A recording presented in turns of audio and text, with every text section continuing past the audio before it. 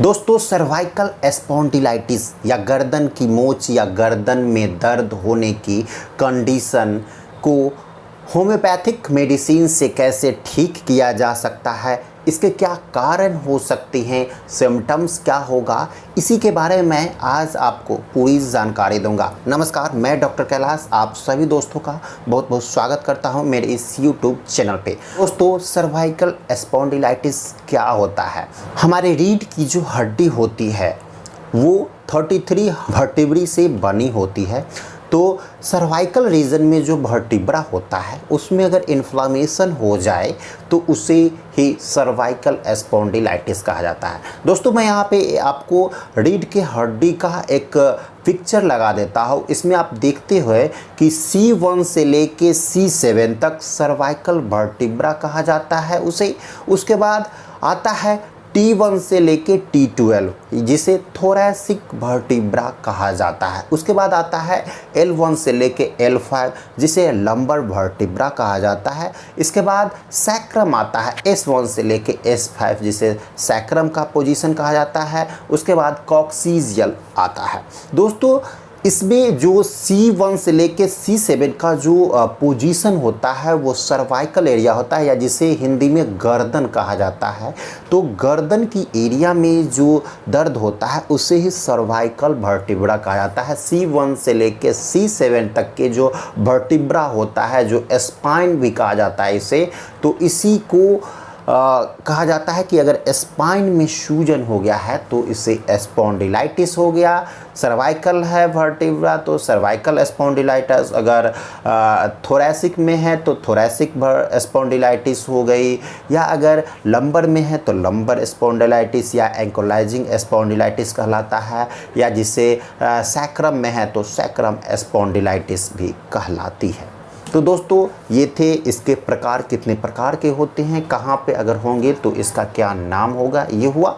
अब हम बात करते हैं कि ये जो सर्वाइकल स्पॉन्डिलाइटिस होता है ये क्यों होता है, इसके क्या कारण होते हैं।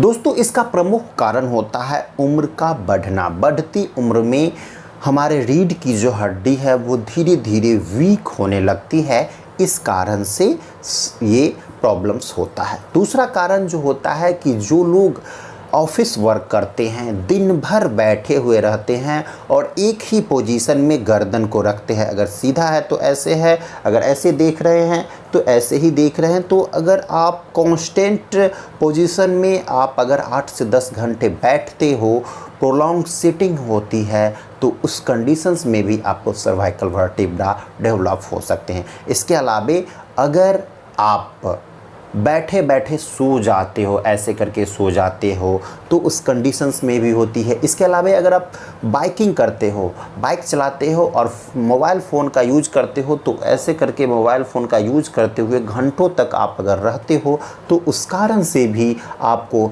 सर्वाइकल स्पॉन्डिलाइटिस डेवलप हो सकता है। दोस्तों इसके अलावा फैमिली हिस्ट्री में भी सर्वाइकल स्पॉन्डिलाइटिस के अगर केसेस देखने को मिलता है तो वो पीढ़ी दर पीढ़ी डेवलप होती है। अगर आपके पेरेंट्स को सर्वाइकल स्पॉन्डिलाइटिस की कंडीशन है तो वो आपको भी हो सकती है।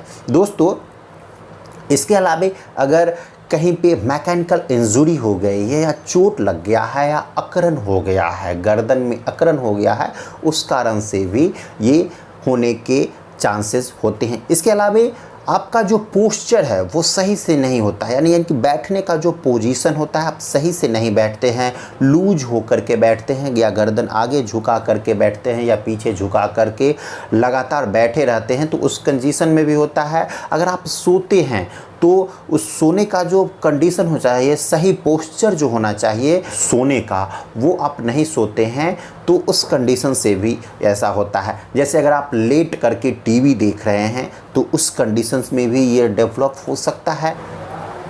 दोस्तों ये थे इसके कारण। अगर सिम्टम्स की अगर हम बात करें तो लक्षणों में ये होगा कि आपके गर्दन में स्टीफनेस रहेगी, अकरन होगा, जकरन का दर्द होगा, दर्द फैलेगा और पूरा बाँह होते होते यहाँ पे टिप ऑफ द फिंगर में यहाँ तक का आपको दर्द होगा।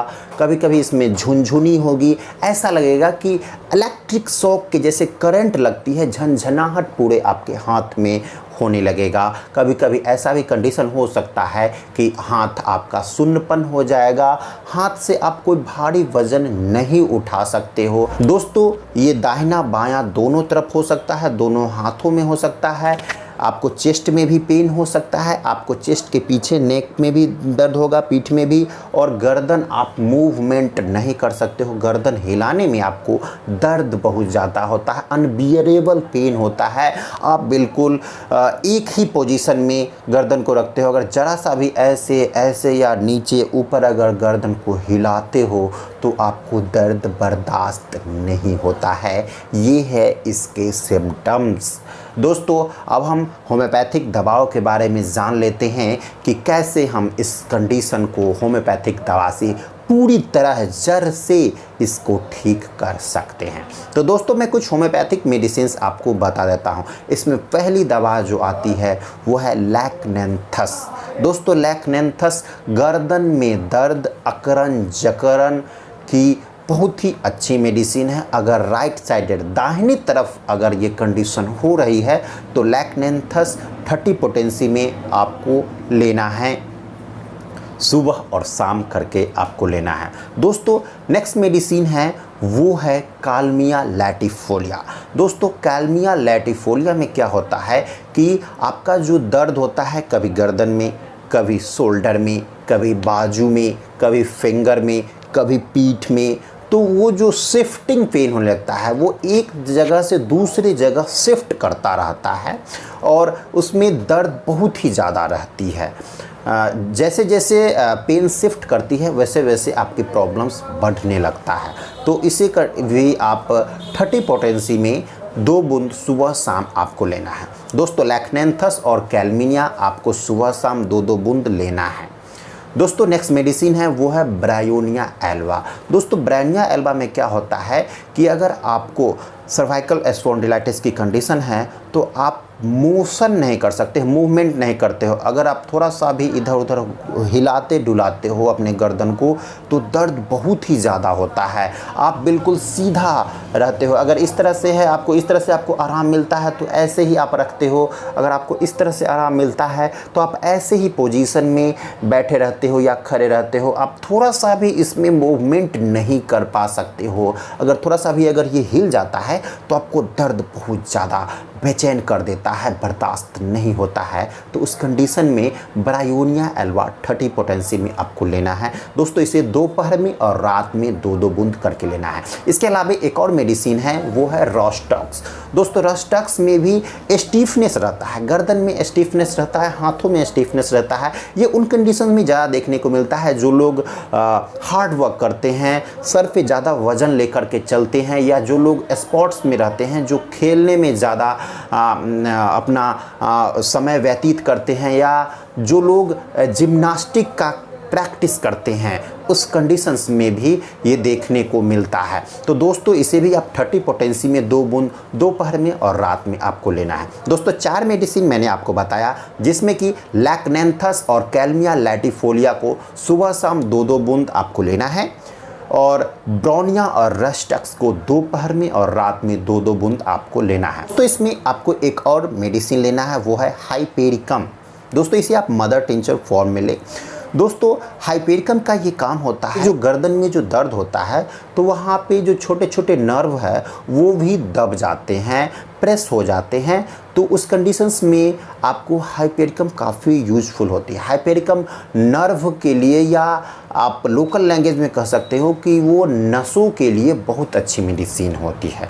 तो इसे मदर टिंचर फॉर्म में 10 बूंद हल्के गुनगुने पानी के साथ सुबह शाम खाली पेट में आपको लेना है। तो दोस्तों ये मात्र 5 होम्योपैथिक मेडिसिन आपको लगातार, अगर क्रोनिक कंडीशन है तो 1 से 2 महीने तक लगातार आपको लेना है। अगर एक्यूट कंडीशन है, इनिशियल स्टेज में है, तो आपको ये मात्र 1 सप्ताह में रिकवर हो जाएगा, बिल्कुल ठीक हो जाएगा। तो मैंने ये जो भी मेडिसिन्स मैंने आपको बताई है ये आपके नियरेस्ट मार्केट में आसानी से उपलब्ध हो जाएगी। दोस्तों अगर जर्मनी मेडिसिन लेते हो तो भी अच्छा है, SBL का भी आप यूज कर सकते हैं, फादरमूलर या कनाडी जिसे कहते हैं उसका भी आप यूज कर सकते हैं। WSI या सॉवेंडिया की भी आप ये दवा परचेज करके आप ले सकते हैं। दोस्तों अगर आपको किसी भी प्रकार की प्रॉब्लम्स है तो आप मुझसे कमेंट कर सकते हैं और मेरे दिए गए व्हाट्सएप नंबर पे पेड कंसल्टेशन कर सकते हैं। मेरा व्हाट्सएप नंबर है 9534496107। तो दोस्तों आज के लिए इतना ही, मिलता हूँ फिर नई वीडियो में कुछ नई जानकारी के लिए। तब तक के लिए आपसे विदा लेता हूँ, धन्यवाद।